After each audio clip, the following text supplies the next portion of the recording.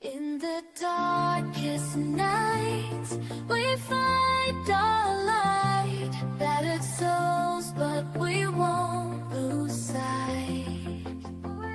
Surviving together, never alone. Through every trial, we carry on. Surviving together, never alone. Through every trial, we carry on.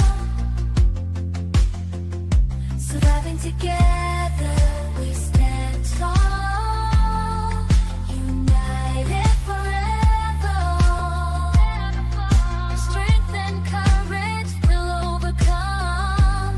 Oh, surviving together, victorious, never, never alone. Hand in hand, we'll face the unknown. We see you, we hear you, and we believe you. Hey, everyone. I know I am on a little early, so I don't expect that we'll get a large crowd. Maybe a few of you will pop in because you'll be like, what? You're live? Anyway, you found Surviving Together. I'm so glad that you're here, that you're watching this on replay. Surviving Together is a safe space for trauma survivors to connect and build community on their healing journey, as well as providing trauma related education for all. Today's just going to be a real quick live. I've had a bunch going on this week of a personal nature, and so I haven't got the emotional bandwidth right now to do a full Surviving Together show. But hey, Jeanette, how are you? Glad to see you. But I wanted to at least come on and share a little bit of space with you. Um, some of you know, I am one when I get overwhelmed, I tend to get into freeze mode. And depending on how overwhelmed I am, it can take a lot to get me out of freeze mode. I can be frozen for weeks at a time. I still struggle with this. I'm functional, but where it matters, I still get into freeze mode. And I've been doing a lot better with that. And so Saturday's live, we are going to touch on really getting yourself out of freeze mode, or at least I'm going to tell you a little bit about what has worked for me lately. Um, Things that we've talked about before. We've talked about, flight and freeze and, you know, all of the different stuff. And it's, well, I won't get it too much into it because I really do want to cover it on Saturday. So that is going to be Saturday's topic. I've titled so far Courage to Change. Trauma and Paralysis is going to be the thumbnail when I get a chance to make that here in the next couple of days. At least the, picture that goes on the top. The thumbnail itself is up, so there's a link to Saturday's show already up. Hey, Bonnie, thank you. I'm so glad. Thank you, thank you, thank you. I've been seeing that you've been going live more frequently too, which just tickles my heart. I haven't gotten into into most of your lives.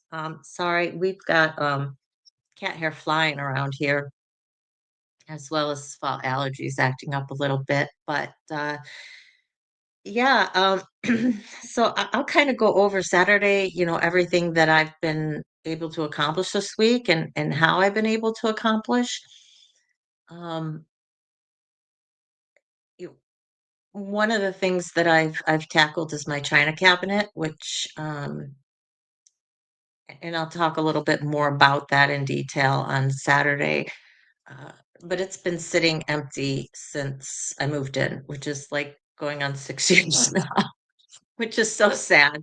And what goes in the china cabinet has been patiently awaited in boxes packed on either side of the china cabinet. in nice boxes that have been slowly getting ripped apart by my cat. Moki has just, absolutely loved the cardboard and has tore into it with immense joy. And they were deteriorating. It was time. And I have finally managed to unpack those boxes. And unfortunately, what I discovered is it appears, and I will say appears because I have no solid evidence, um, other than circumstantial. It appears that my ex helped himself to some sets of my china, and my guess is probably sold them at a time that he needed. Uh, it's the only thing that makes sense to me. I can't verify it, but I had settings of 12, which was more than I needed, but my grandfather insisted um, that he was going to get the whole set. So I had 12 water glasses, 12 flutes, 12 wine glasses, and then plates, salad plates, dessert plates, saucers, and saucer plates. And I have 9 sets now. So it's not like, just like a plate broke here or a cup broke there type of thing. I think maybe I broke a water glass at one point in time, um, but I have 9 of stuff of everything. So it's 9 across the complete set. So it's 3 complete sets of all of that are missing. And they're not, I have no more boxes to be put away. It's not a box that I've missed because all the plates were together, all the cups were together, all the, you know what I mean? So it's not like they're packed away in some other box that I don't know where it is. So I'm a bit disappointed. I'm more disappointed and sad that it came to that than I am at the actual loss of the china. Um, yeah, I've been contemplating actually selling the china for years now. I know that I'm going to be getting my grandmother's set, and which actually is my was my great great grandmother's at this point. No, one great. Um, I'll be getting that upon my mom's death, and that's a set of 12. I have no need for that much china. As you can tell, I haven't unpacked the china in forever. I'll be keeping it as a keepsake just because it's been in the family for so long. Um, Maybe, breaking it out once a year if I get back into, entertaining or having big family gatherings. I don't have the seating for it right now. I have a table. I just don't have the chairs for that kind of space. Hey, Crystal, how are you doing? Hey, Indigo, I'm so glad to see all of you. Uh, so that was a blow. It was a real emotional blow to me today.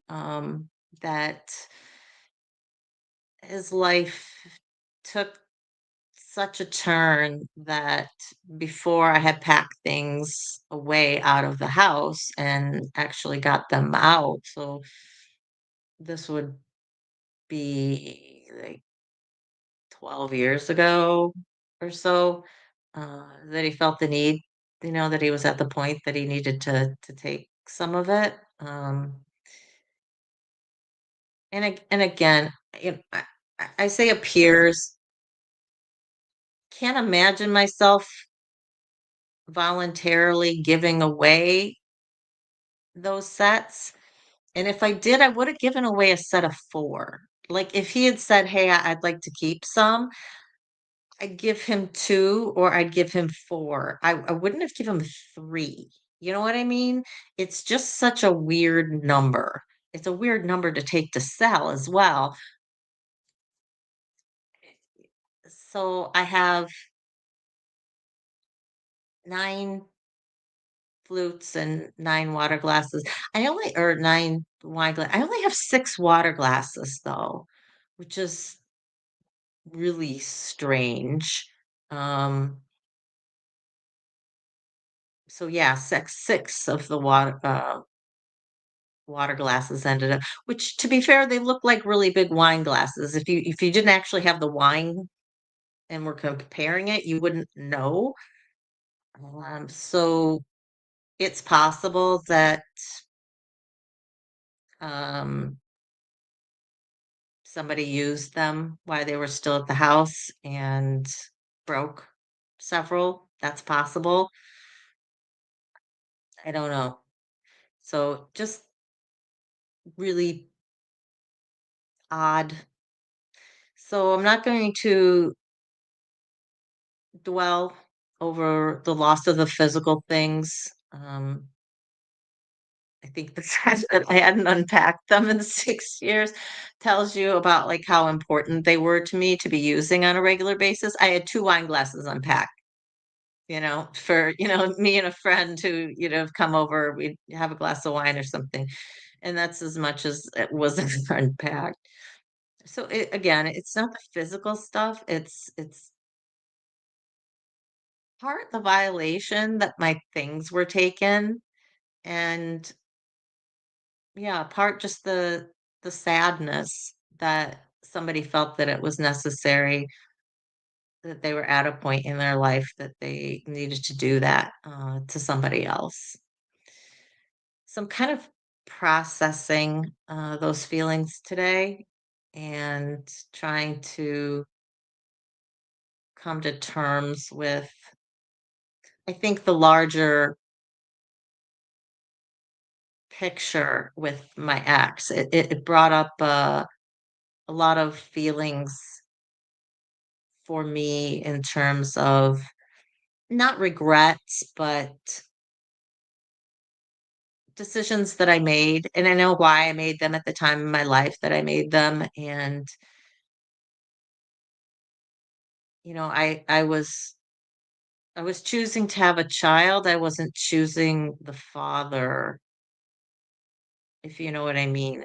My clock was ticking, and I wanted to have a kid, and I wasn't really looking too closely at the type of father figure that I was bringing into the picture.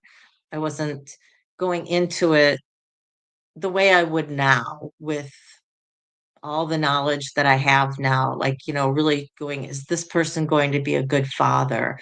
Not just in the immediate term, but in the long run. And having to really face a lot of the fallout that has happened because of that and the burden that that's put on my son in terms of who his father is. Um, I I don't know. I don't think I've shared on the channel that last last I knew, anyway, his father is back in jail, and I don't know if he's bailed out. I don't know if he's been convicted. So yeah, and if so, I have no idea how long he'll be in for. Um, it's really out of my hand. The only thing, um, the only reason I knew about it is because his mother called me and asked me if he had called for bail money, and uh, I'm proud of myself. I didn't laugh at her, but I was laughing hysterically inside because he knows better. He knows much, much better than to call me for bail money because he knows I wouldn't have even picked up a collect call from him. So we passed that bridge many, many, many years ago. Hey, Judge, how are you doing? Yeah, I'm not having any more kids either. I just had the one, and I contemplated having two. We had talked about having, another one, and I was close. I was really close, and I'd say, do you want to have another kid? And be yes, and then it was like, do you want another kid? And it's like, whatever you want. And I'm like, yeah. I really kind of want you to be like a little more excited about it, like on board with it. As and so I held off, and I'm glad that I held off. Uh, I mean, it would have been nice for my son to have. He has a half sister, but she's much older than he is, and so they've never really been close because they've been physically distant, as well as distant in age. They're almost 10 years apart. And it would have been nice. I mean, he asked me constantly when he was growing up, if I was going to have another kid. And it's like, no. Tough enough being a single mom to one. I could not have imagined being a single mom to two little ones because my son was 5 when he left. So, any other child would have been below 5. So I'm glad that I did the way I did. But I do wish he had had somebody else a sibling that was closer, in age to him that he could have grown up with a sibling and had that experience. I didn't, like I've talked about here, I have a sibling, but my brother and I were never close. We never did things together. Our interests are so far apart. We didn't play together when I was young, or, he wasn't the big brother protector, or, none of that. So it was almost like growing up as a single child. My mom was an only child as well. So we have a lot of only childness in our family. And, if my son wants to change that when he gets old enough and he's in the position of having children, then that'll be a decision that he will make, based on his experiences and the experiences of his partner. And I wish him all the best, and I'm glad that I'm not going to be a grandma anytime soon. So I still got more to work on with me, and I'm doing that. Hey, Jimena, how are you doing? I've been thinking about you, girl. Really been thinking about you. Uh, so hugs and love. Let's send giant hugs and love to Jimena and Krumel, who I know who's been absent for here for a while. He's taken care of from himself, taking care of himself as well. Um, didn't I have heard from Sam? I wanna say 4 days ago or so, he's got his stuff going on, so but he's still got his head above water, he's hanging in. So, let's, send hugs and love to everybody who needs it. I know there's a lot of people out there who are struggling with their own mental health and life circumstances. So, we'll send hugs and love and light and prayers and whatever you threes, sevens, whatever you want to do. Let's just send it out to everybody there who needs it. Um, I have been, I told you guys on my birthday that I was committed to moving and walking, and I will say that I did get my shoes and socks out, but I have not been out walking yet. However, part of me saying that in terms of that I needed to get moving was one just about knowing the dopamine from exercise, from movement was gonna make me feel better and help get me out of paralysis. And although I haven't been walking, I have been moving. So I will say that much. And I'll get a little bit more into how I've been moving and what I've been doing. I'll get into that a little bit more on Saturday. Um,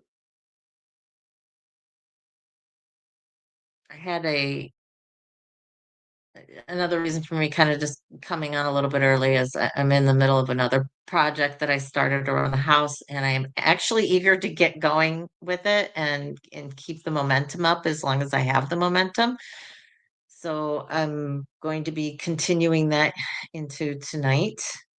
I had a conversation that was personally upsetting for me, but it touches on politics, it touches on historical revisionism and things that, aren't topics that, we've said that we're not going to cover, on this channel. And I don't want to get into a debate about any of it. So just suffices to say it really it's a conversation that it was very upsetting to me. It was upsetting to hear this person's point of view, um, to hear that the side of history that they were choosing to look at, and um, a topic that's near and dear to my heart. And if there's one topic that you really want to get me emotional on, like I can't even debate it rationally because I get so emotional about it. Uh, it's just one of those things. And um, I was hoping the person was like just trying to joke with me and trying to get a rise out of me because I'm like, you got one, you definitely got it right. And they're like, no, no, no, they were serious about it. And that took me back because it wasn't something that I expected out of this person. And I I was really shocked. Um, I think that there's a time and a place for revisionism of history when the facts warrant it. History is not always the way things are reported. The perspective is usually from the person who writes it, right? The people who are in power, the ones with the pen, and they get to tell the story, and they tell the story from their position. So I certainly believe that there is value in us looking at history and analyzing it when there are new facts that are brought to light. I only have to look at the historical records from archaeological sites and things that we learn about past civilizations that we thought we knew one thing, and then we'll find another city, or we find another skeleton, and it totally rewrites the way that we think about the evolution of human beings and the path that they took.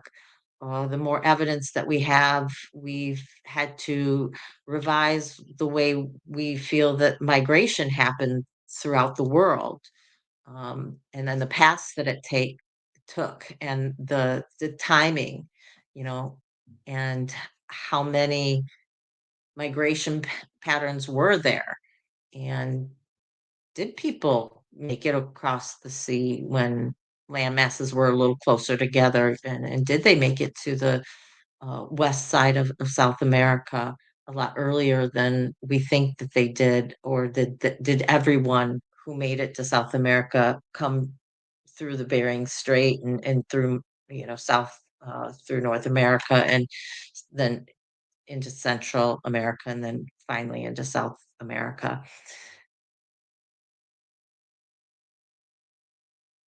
My longer bout way of talking that, this particular,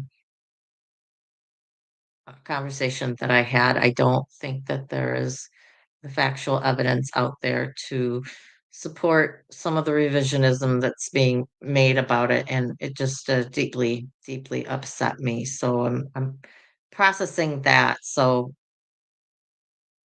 that just happened like an hour ago. So that on top of finding stuff missing and kind of bringing up feelings of, I don't know if inadequacy is not really the right word, but just of, knowing I could have done better. I could have made better decisions after my first marriage fell apart, and kind of where that got me, in life, and the burdens that it's placed on my son, because of that. Um, so yeah, I'm processing a lot emotionally tonight. But I still wanted to be here at least for a few minutes, and I wanted to reach out. That's why tonight's topic is just said a message from Mac, and it's just me checking in with you guys. Um, no worries. I will definitely talk to you later. You take care of yourself. I'm seeing somebody says, Crystal, sorry to hear you're struggling. So obviously been missing. Crystal said, been struggling a lot this past while. Thankfully, doc's running more tests. Blood work part of it came back here. Next will be neurological test. Well, we're certainly thinking of you. I know that the waiting can be the hardest part, right? When you're trying to figure out what's wrong, like something is wrong, but trying to pinpoint that cause, and having to go through all of that and that uncertainty, and not having a clear path to treatment, to betterment, can be very, very frustrating and nerve wracking. So, sending you lots and lots of hugs and love, Crystal. The community is definitely here for you. Hi, Don. How are you? Glad to chatting, listening at work. Well, I'm glad that you're listening at work. Don is in Australia, people. So he is listening to us from way across the pond. I don't know. What do you call it? I mean, here to England, they say across the pond. But if it's America to Australia, is it across the ocean? Do you guys have a saying for that? I'd be interested. Crystal says, I know it's the fibro, but just in what form and how to deal with it. Um, I know of fibro. I know people who have had fibro. I definitely do not know the ins and outs of treatment, from it. I know that uh, severe trauma can lead to fibro, and it's one of the chronic conditions that, along with other autoimmune diseases and other chronic pain conditions, that especially severe childhood trauma can lead to, unfortunately. And so I definitely um, know that it goes right along, with your life path. So if anybody else has fibro, has dealt with fibro, has knows somebody who has dealt successfully with it, if you want to reach out to Crystal, you can reach out through me, and I can put you guys in touch. Uh, I think Crystal, I think a few other people who you're already in touch with it, but that's one of the things, is supporting each other. And I know that there's definitely other people in the community who have fibro who might be able to help you, especially when you get a little more dialed in with it. Hey, Doran, how you doing? Doran is over in Hawaii, for those of you guys who don't know. And so we've got our Canadians here, we've got our Americans here, who's here from Mexico. So we have a a good cross section. We're just missing our European friends at the moment. But it's a little later over there anyway. So it's like I think England is 4 or 5 hours from us, so it's already 10 or 11 o'clock at night over there. So I know Wednesday gets pretty late for those folks. Okay. Well, guys, with that, I'm probably just gonna to leave it there. I know that this was gonna be a quick one, but do join me on Saturday. I hope to have kind of a full week because I've been doing this since Monday. My goal was Monday, I was gonna have the china cabinet done. The china cabinet got done this afternoon. So it took me a lot longer than I thought it was going to be, but it's still done. So I'm going to take you kind of through my week and what I did each day to put one foot in front of the other and the things that have given me the courage to change, to move, to not let the paralysis take hold. Because believe me, every morning is a new beginning. And we start off those mornings and you go, today's a new day, and I can do it. And, I go to bed like this.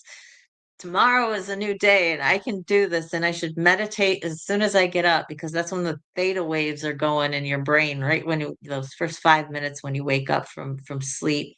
And if you meditate right then, it's supposed to be really good for you. If you meditate on, good things and what you can accomplish during the day or what you want to manifest or whatever, that's supposed to be, you know, primo time.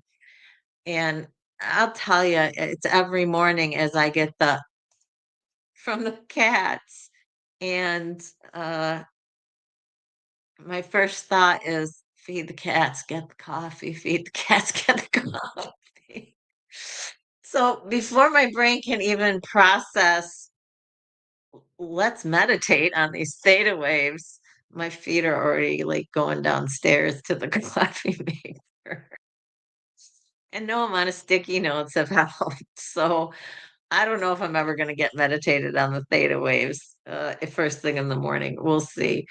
But we'll talk about the other things that have worked for me this week.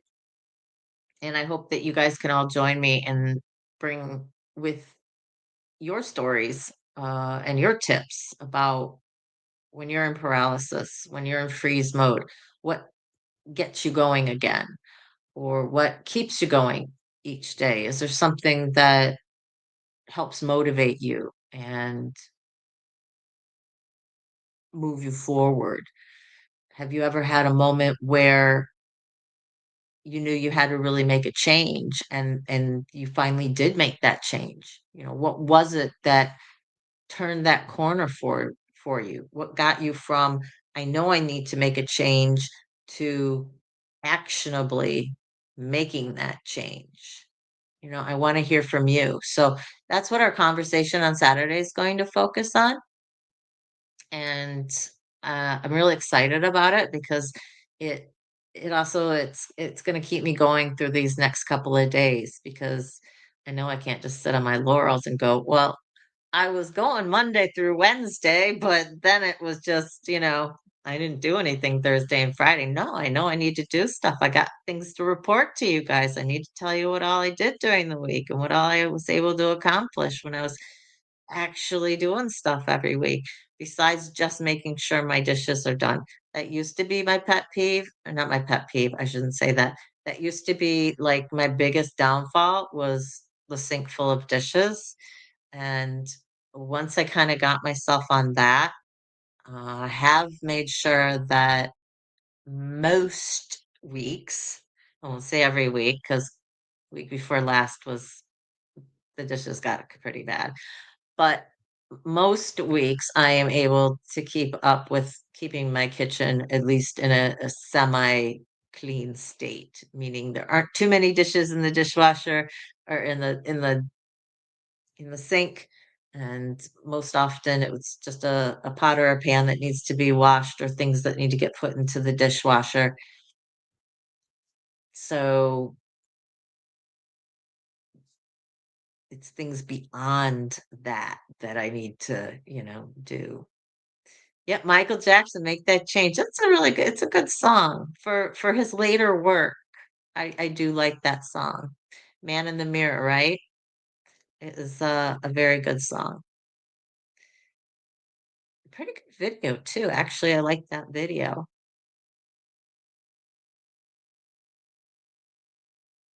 Congratulations, Crystal. She's for the past 5 days. She's been able to do most of her homework that she set with her counselor. So, yay! Good for you. Good for you. All right, guys.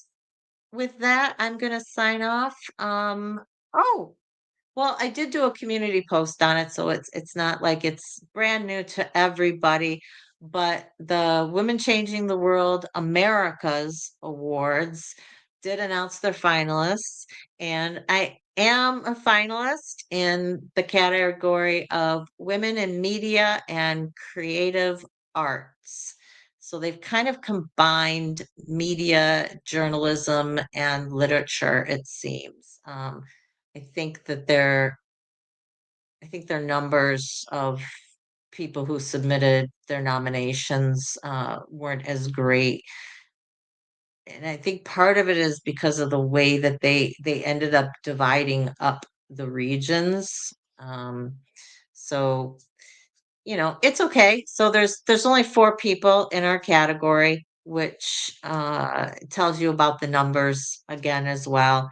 But it's more just that I was recognized again. I mean, just because I don't know how many people they considered for that category because they don't have to. It's not like if there's only 5 people, they're going to consider all 5 of those people finalists. Then they still like have their thresholds and stuff. So that they did still consider me a finalist, which is gratifying. Um, we'll, cross our fingers. I will be in Vancouver. That is going on at the same time as the book launch. So the winners will be announced November 6th. So I'll be having my book launch that day, which I think they're going to be live streaming the Q&A, and they will be live streaming the awards ceremony. So I am going to hopefully be working with someone behind the scenes who will be able to coordinate a live stream for you guys for all of that here. And it's from 2 to 6 Vancouver time, which I think is 3 hours. So it's going to be like 5 to 9 Eastern Standard Time. So I'm going to try and coordinate with somebody to do those live streams, but we've got another few weeks before that happens. 4 weeks. It's just almost just on 4 weeks. I can't believe it. 3 weeks till I leave.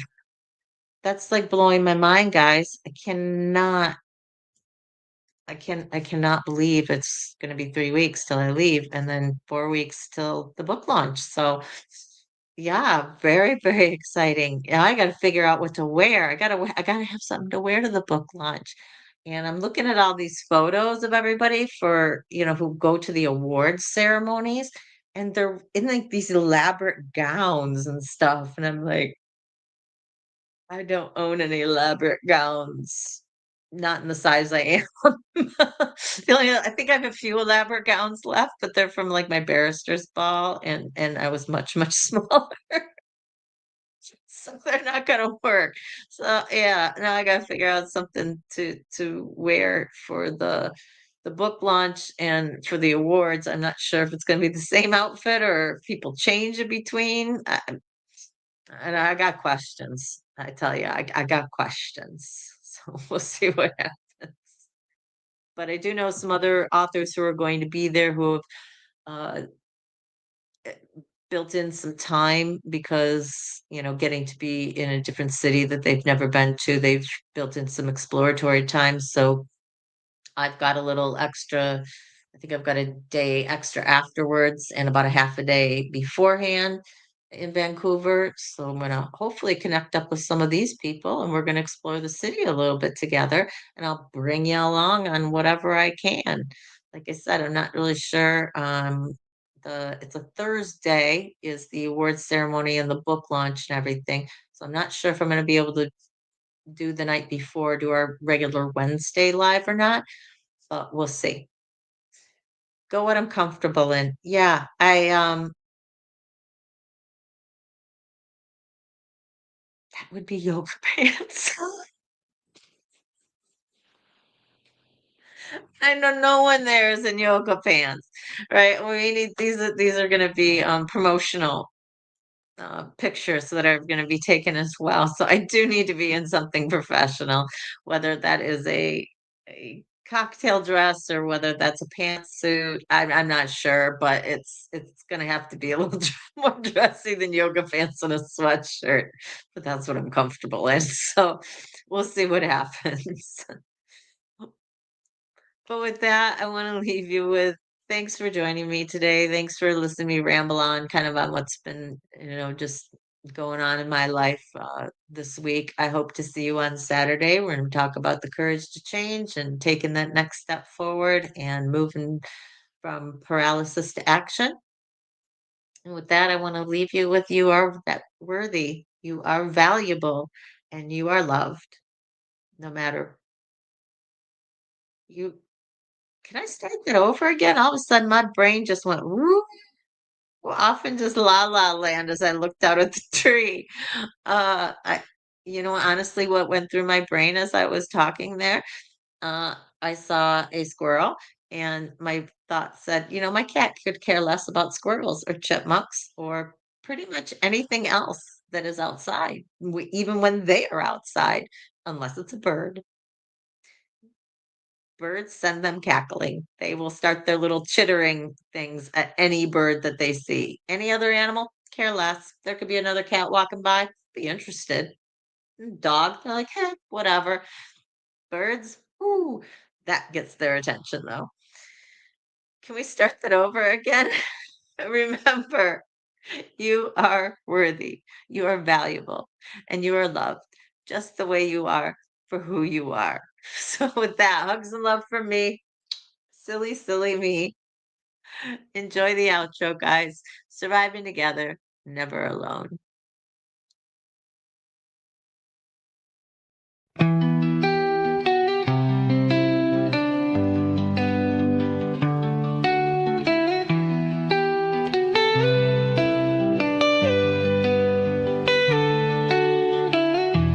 Through the fire, through the rain, we have walked through endless pain, but we stand, we rise again, stronger now, we break the chain, surviving together, hearts open wide, lifting each other through every tide. The past may have shaped us, but it won't define. Together we heal, together we shine.